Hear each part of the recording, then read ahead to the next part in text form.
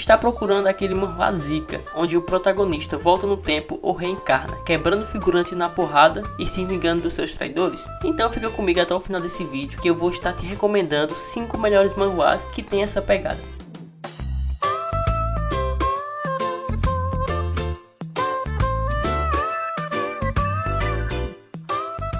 Fala pessoal, tudo bem com vocês? Urek na área.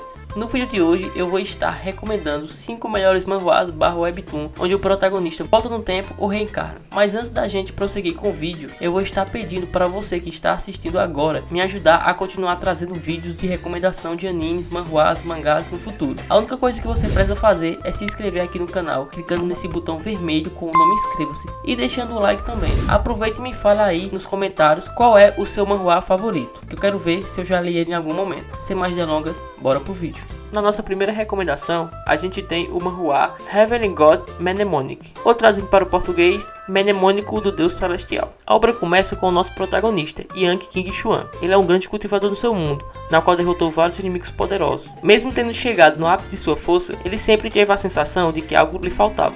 Foi aí que ele foi atrás da sua outra metade. Isso mesmo. O que se encontrava nesse corpo era apenas metade da alma do Yang King. Depois de encontrar uma caverna com 81 pilares, ele finalmente encontra o portal para outro mundo, na qual ele sente, juntamente com a tatuagem que ele carrega no ombro, que a sua outra metade está nesse mundo. Ao chegar perto e encostar nesse portal, todo esse local é teletransportado para esse mundo, e é aí que Yang King-Chuan encontra sua outra metade, que é um garoto de 15 anos que está em outro mundo, que ali sim é o seu verdadeiro corpo. Depois de um breve momento de suas memórias se interligar do corpo atual e do corpo do menino de 15 anos, Yang King-Chuan acaba vendo que ele está numa situação na qual ele está levando uma pisa de alguns garotos ao redor. Mas como veio junto a sua força também do outro mundo, Yang King-Chuan não é mais um garoto comum que apanha e simplesmente se livra daqueles valentões muito fácil. E logo então a gente fica sabendo que aquele dia onde ele está é o dia que a seita vai estar aceitando novos discípulos. E aí segue a história desse cultivador muito foda.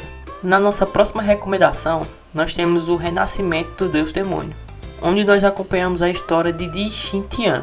O líder demoníaco Di Xintian foi traído pelo seu amigo de mais confiança e morreu em um ataque premeditado das 5 seitas. Quando o mundo pensou que havia exterminado os demônios, Xintian renasceu como um estudante Mo-Fan, sem seus poderes e habilidades, e sob o ataque das 5 seitas, Di Xintian começou a sua busca por vingança. Nosso protagonista encarna no corpo de um garoto chamado Mo-Fan, na qual tem morrido por inveja dos seus irmãos de seita, mas depois de Di Xintian reencarnar no seu corpo, ele acaba sendo encontrado por uma menina e por esses 3 estudantes.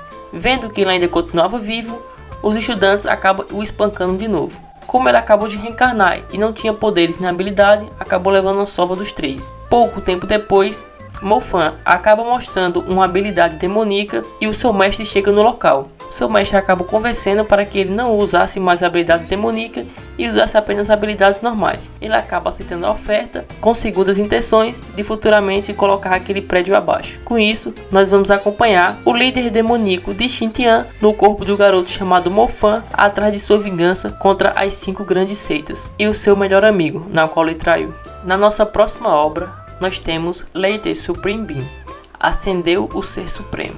Nosso protagonista se chama Tan Yu. Logo no começo nós temos uma introdução, na qual ele era um dos deuses supremos que protegia o reino celestial. Só que ele foi traído por seus 2 amigos, o Caos e a Origem, outros 2 deuses. O motivo era simples, nosso protagonista ameaçava os seus ranks, e a forma na qual eles poderiam derrotar nosso protagonista era simples, era fazer o nosso protagonista entrar em uma série de reencarnações até que o seu karma como Deus fosse apagado. Só que graças a uma pedra que o nosso protagonista carregava com ele na sua morte, ele conseguiu manter o seu karma como Deus e suas memórias intactas. Depois de 10.000 reencarnações, o nosso protagonista finalmente se liberta dessa maldição. E agora sim, ele está pronto para reerguer sua família. E depois de ser liberto dessa maldição, ele promete vingança ao Caos e à Origem, os 2 deuses na qual lhe colocaram nesse lugar. Mas antes disso, ele tem primeiro que cuidar da sua família em Midgard, que é o continente na qual ele está. Sua família todas as vezes era atacada e massacrada, só que dessa vez, com suas memórias do Ser Supremo Celestial do Fogo, ele finalmente pôde dar a volta por cima e salvar sua família do desastre. Esse é um mangá muito bom, que já conta com 80 capítulos e eu recomendo muito.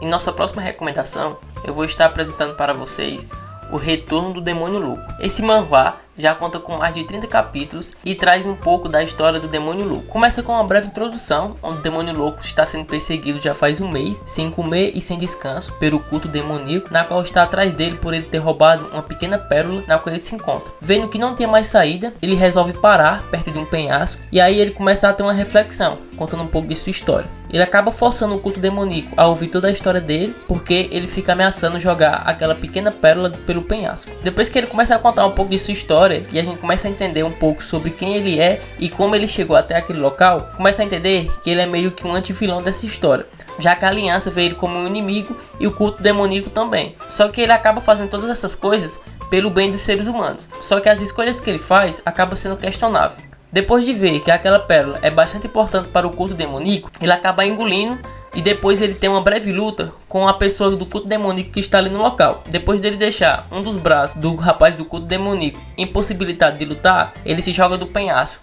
e aí ele tem sua morte. Assim que ele morre, ele acaba aparecendo em um local todo branco, um clássico clichê que a gente vê em muitas obras de retorno, e acaba aparecendo um senhor para ele ali, um senhor que ele fala que parece ser bastante forte e que poderia matar ele com apenas um olhar. Esse senhor fala que aquela pérola na qual ele engoliu são de diversos artistas marciais que não conseguiram ascender e suas almas ficaram presas naquela pérola. São pessoas que chegaram no pico das artes marciais, só que por algum motivo não conseguiram ascender aos céus. Aí as suas almas acabaram ficando presas naquele local. E fala que todas aquelas almas vão se apegar a ele e vão sentir tudo que ele sente, seja gosto e até amar as pessoas que ele ama. Ele acaba achando isso bom, e o velho, vendo que as ações dele era para salvar as pessoas do culto demoníaco ficar mais forte, o velho acaba dando uma chance para ele e faz ele voltar no tempo. E aí o nosso protagonista volta para quando ele ainda não era um artista marcial, era apenas uma pessoa dono de uma pousada. Esse é um mangá muito bom, que já conta com mais de 30 capítulos e eu recomendo bastante. Como sempre, eu deixei o melhor para o final.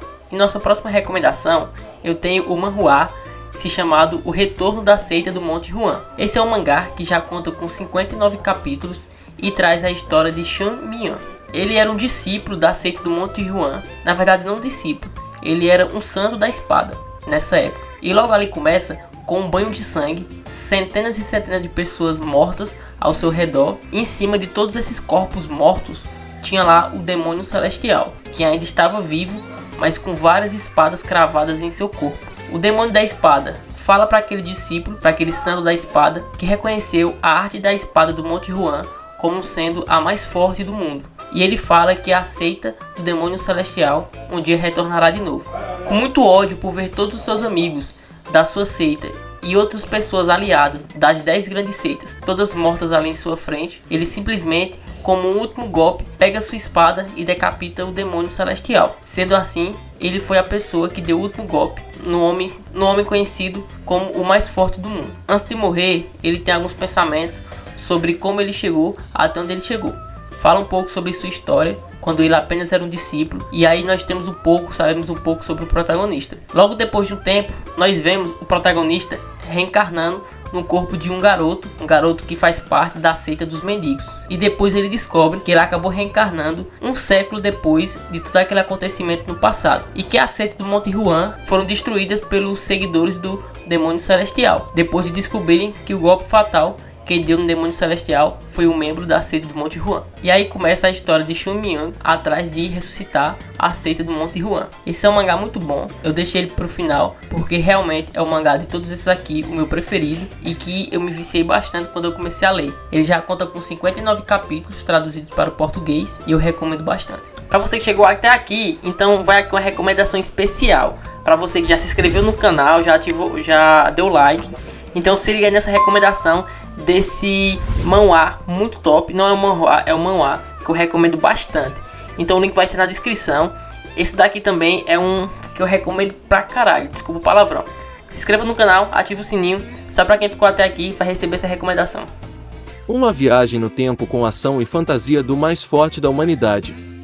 Mesmo que tenham sido os deuses desgraçados que me deram essa chance, uma chance ainda é uma chance. Como eles querem acabar mortos, irei matá-los.